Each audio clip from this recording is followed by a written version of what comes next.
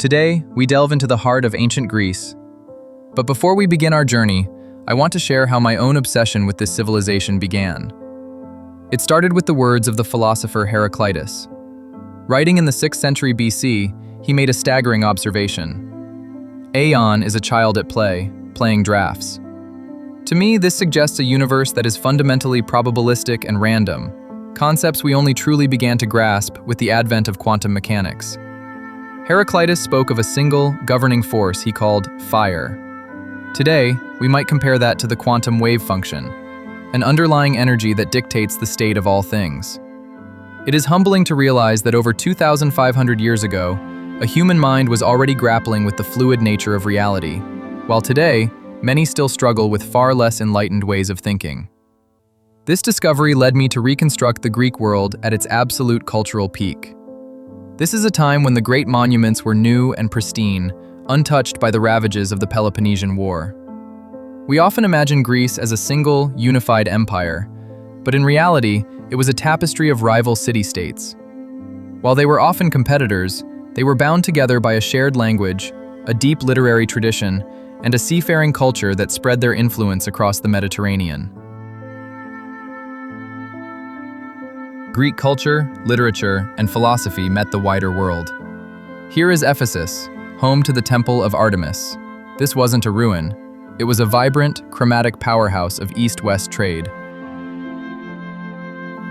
Across the sea in Italy was Tarentum. This was a Spartan colony, but unlike the austere mainland, it was overflowing with wealth. Look at the harbor, guarded by a colossal, polished bronze Poseidon. At Cape Sunion, Temple of Poseidon stands as a white marble tooth against the blue sky, a signal to every sailor that they were entering the realm of the Logos.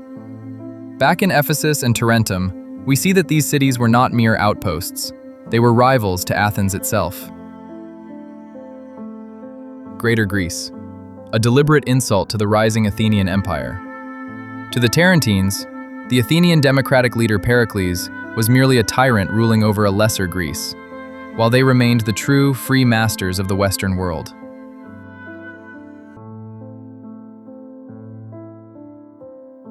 This is Delos. It is the spiritual center of Greece. It is neutral ground. No army may march here. Delphi. Here, the Athenian treasury. This is not a temple, it is a vault of gratitude. This structure was erected to house the trophies and spoils of war dedicated to Apollo. Miletus. While Athens argues about politics, Miletus argues about the universe. This is the birthplace of science. It was here that Thales first predicted an eclipse, and Anaximander mapped the stars. The Lion of Miletus stands watch over a harbor where every ship brings gold, and every scroll brings a new, dangerous idea. The Sanctuary of Olympia. This is the only place on Earth where the wars of men must stop. By sacred law, all armies halt at these borders.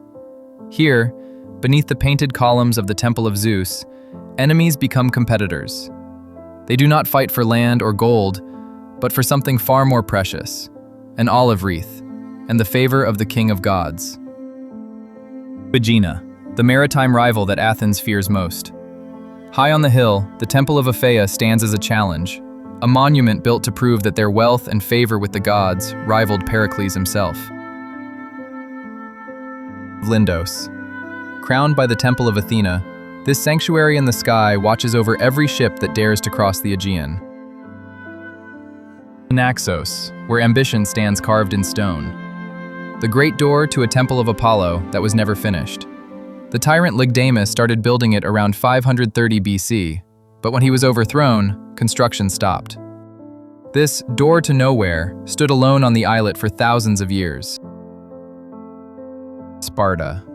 While other cities trade in gold, this city was built on iron and discipline. They believe a city is defended not by stone, but by the shields and bodies of its men. Corinth, the city of two seas. This is the port of Kentriai, where the wealth of the East flows into Greece. Athens has the navy, but Corinth has the gold. Watched over by Poseidon, this city levies attacks on every ship that crosses the isthmus. They do not need an empire, they own the trade routes. They use that gold to host the famous Isthmian Games, rivaling even Olympia itself. Lycaon, Corinth's gateway to the west. While Kenkreia welcomes the east, this harbor controls the route to Italy and Sicily. Here, ships unload the grain and silver that feed the city. It is the second jaw of the trap, ensuring that whether you sail east or west, you pay Corinth. Diolkos, the stone road where ships are dragged across dry land. It is the world's first railway, a shortcut that allowed captains to sail over the mountains instead of around them.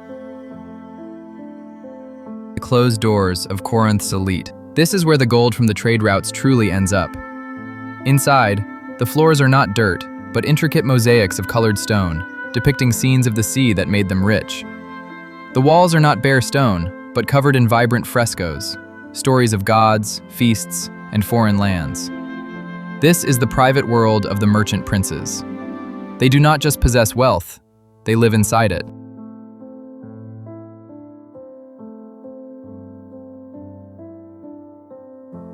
They recline on couches, not to sleep, but to feast. Cups are filled with dark wine, imported from Chios and Thasos, mixed with honey and spices to sweeten the taste. The air fills with the strumming of the lyre and the laughter of guests. In Corinth, they do not just survive the war, they drink to forget it exists. The noise of the harbor fades away. Here, the music is not for marching, but for whispered confessions. It is a melody designed to speak to the heart, whispering in a language older than the city itself. In these rooms, the weight of the world is lifted, leaving room only for art, beauty, and the sublime.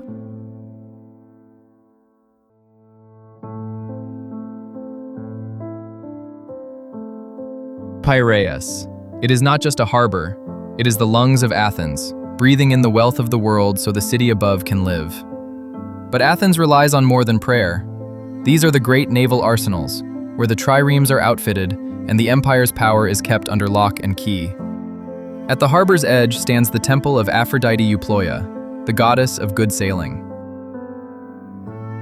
The mind of the Mediterranean and the master of the sea. Athens is more than a fortress or a market. It is the school of the entire Greek world. Here, philosophers and poets challenge the old ways, valuing the sharpness of the mind over the strength of the sword. And rising above it all is the Acropolis, the sacred rock where the gods live among men. Here stands the Parthenon, a house of gold and marble, built to remind the world that Athens is untouchable. Overlooking the market is the temple of Hephaestus, honoring the forge, the fire, and the workers who built this city. He is the god of the forge, keeping an eternal watch over the sweat and labor of the craftsmen below. Beneath the gaze of Hephaestus, the laws are forged. Here, citizens, not kings, decide the fate of the empire. And below lies the Agora, the beating heart of Athens. It is a chaotic marketplace of goods, gossip, and the business of daily life. Walk through these stalls, and you will find the wealth of the entire Mediterranean on display. Fine pottery from the Kerameikos, and fresh produce to feed a hungry empire. But the most dangerous thing exchanged here isn't gold or goods, it is ideas.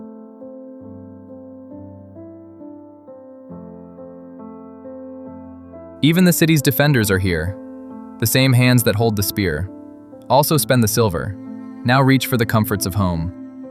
And in the Kerameikos quarter, the wheel never stops, spinning the red clay that the whole world envies.